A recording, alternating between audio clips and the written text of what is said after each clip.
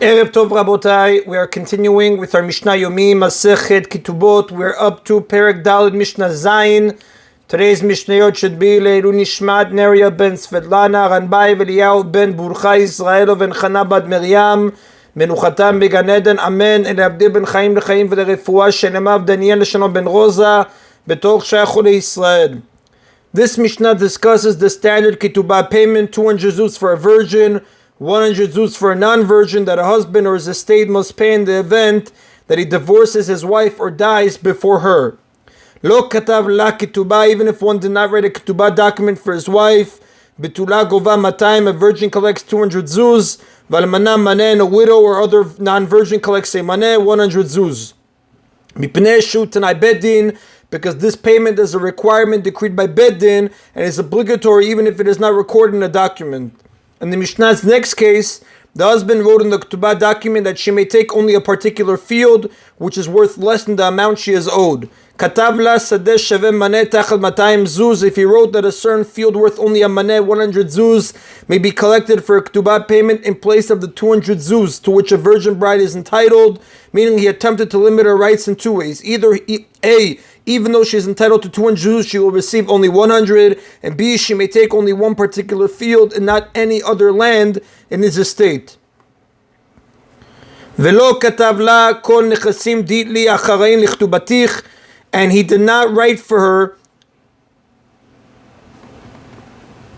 all the properties that I own or pledged to you for Ketubah. Chayav, he is still obligated to pay her the full amount with any property that he owns, Shutanai Bedin, because it is a requirement decreed by Bedin that all the men's properties are pledged to his wife's Ketubah.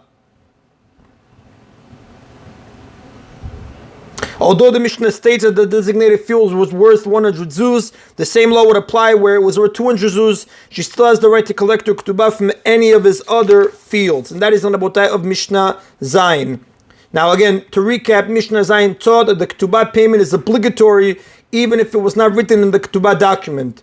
The following Mishnayot we're going to just do today, B'Sal Hashem B'Leinu Mishnah Chet, mentions other obligations that a husband must fulfill regardless of whether they appear in the document. Among them is the obligation to ransom one's wife if she is kidnapped. Chas v'shalom.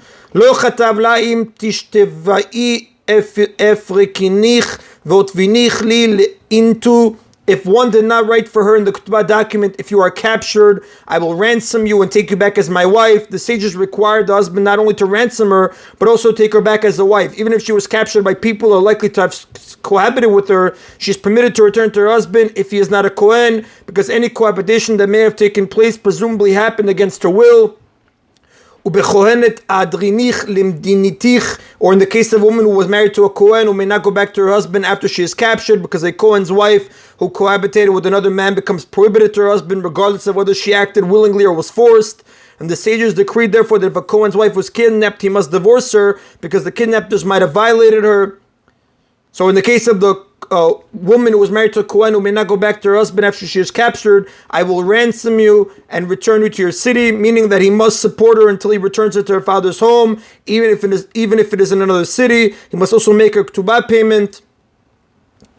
Chayav, even if he did not write this in the Ketubah document, he is still obligated to do each of these things. Shutanai Bedin, because it is a requirement decreed by Bedin, and therefore applies even if it is not written in a document. And that is an abotai of today's Mishna Yomi. Baruch Adonai Leolam. Amen v'amen.